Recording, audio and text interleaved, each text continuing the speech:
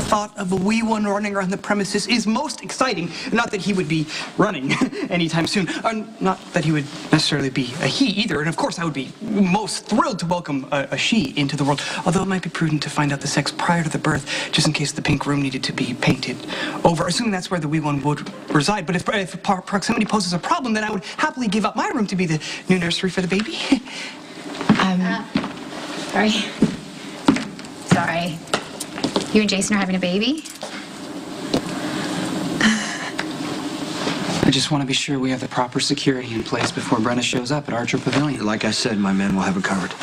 A mob detail won't be enough to stop the Balkan. I mean, the guy's already proven he has an unlimited supply of men. You're going to need backup. Yeah, but I don't want cops anywhere near Archer Pavilion. Okay, look, I understand that you want this to be over, so do I. But if I take a step back and let you do this alone, I'm afraid that people might get killed. Is this about protecting Brenda? Or Siobhan? I know what really concerns me, Jason. All of Sonny's family is going to be there at the wedding. And I hate to see Morgan or Molly take a bullet, just like Michael did, just because they happen to be standing in the wrong spot when a gun battle breaks out. I don't want to put those kids in danger either. This is not an indictment on you, okay? I understand you're doing everything you can. But the only way to keep them truly safe is to call off the wedding. No, I know, it sounds crazy, but by going through with it, Sonny and Brenda are basically spitting in the Balkan's face. If you know a reason why the wedding shouldn't be held at Archer Pavilion, now would be a good time to tell me. Look, just think about it. If the Balkan wanted to kill Brenda, he would have done it already. It's not about that. It's about hurting her. It's about making her pay for what happened to his son, and we both know that whatever he's planning next, it's going to be big, and the wedding is the perfect place for him to pull off his revenge. That's why you and I, we need to work together to stop him. Fine. I'm sure Brenda and Sonny would appreciate the extra security. Thank you.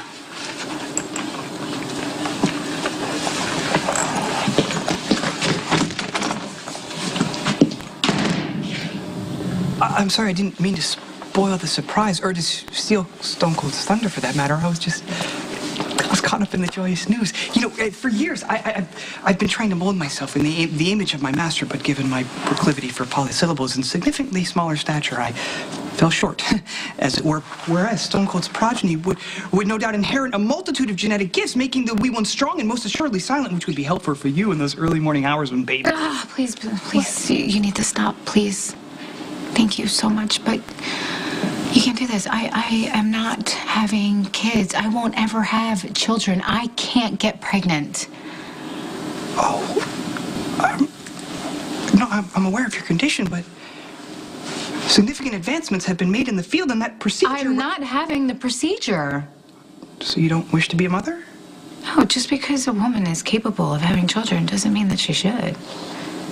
True, but you have nothing to fear. You are kind and gentle, and you wouldn't be raising the kid on your own. I've witnessed with my own eyes how caring of a father figure Stone Cold has been to Michael, and I'm sure he would step up for his own Yeah, progeny. I'm sure he would. I'm sure Jason would be an amazing father. And guess what? I'm sure I would probably be a pretty good mom, too. But our lives are just a little bit too dangerous to bring kids into this world.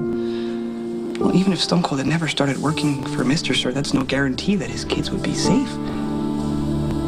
Tragedy can strike anywhere to anyone, regardless of occupation. Sonali, why are you pushing this? A woman doesn't need to have a child to feel complete. I mean, right, Brenda? You obviously chose not to have kids because it wasn't right for you. It's the same. I'm choosing not to because it's not right for me either. I didn't really have a choice. So.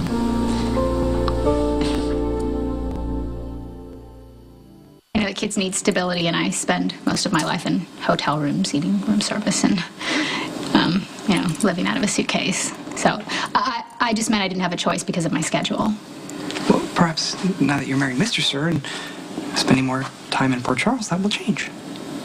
Oh, I don't know. Well, Sonny already has 4 children, and his life is really dangerous. Look,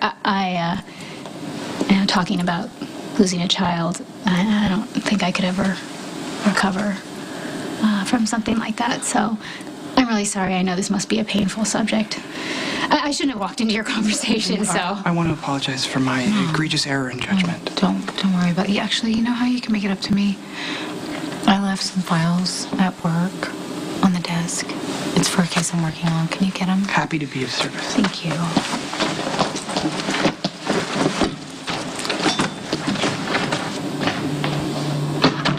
I am really sorry for putting you on the spot like that about having kids. It's fine. I kind of think maybe you're right, though.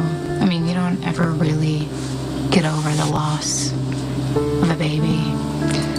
So I'm sorry. Hey, we have a major problem. Well, you know, I got problems of my own. Siobhan is a traitor. She's what? She's working for the Balkan, but Lucky's too infatuated to see it.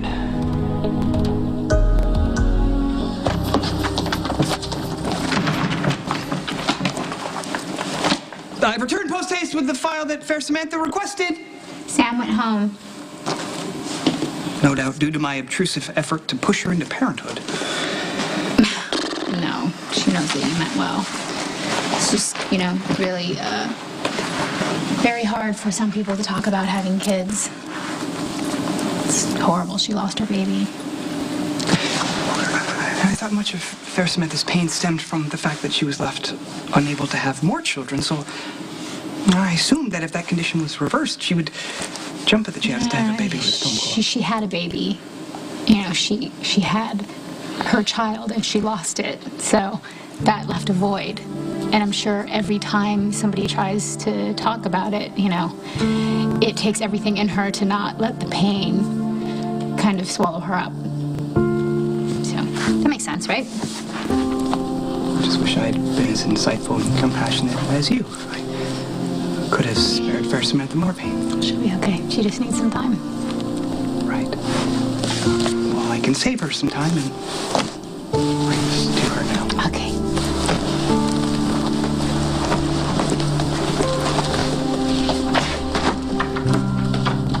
Okay, so we know the Balkan's gonna make a move at the wedding. Do we have any reason to think that Siobhan knows where that's taking place? Well, you know, I wasn't going to say anything about it being the Archer Pavilion until I had security in place, but Lucky came by and made it a point to ask Spinelli the location. So Spinelli tells Lucky because he knows he's doing security. Yeah, but if it was about security, why wouldn't he just talk to me? What are you saying, that Lucky's giving information to Siobhan, who's then passing it on to the Balkan? I think Lucky has his suspicions, but he's making excuses for Siobhan. Well, then Lucky's not paying attention because Brenda's going to be vulnerable now, and all the Balkan needs is an opening, and with Siobhan, he's got it. What are you doing? I'm calling Lucky. Lucky's invested in Siobhan. You think he wants to hear that she's a traitor? We can't just wait around until Brenda gets killed. Then we got to prove that she's working Lucky. We can't wait for more proof. That just gives Siobhan more time to do more damage. Like, I know it's going to hurt Lucky to hear this, but Brenda's life is at stake.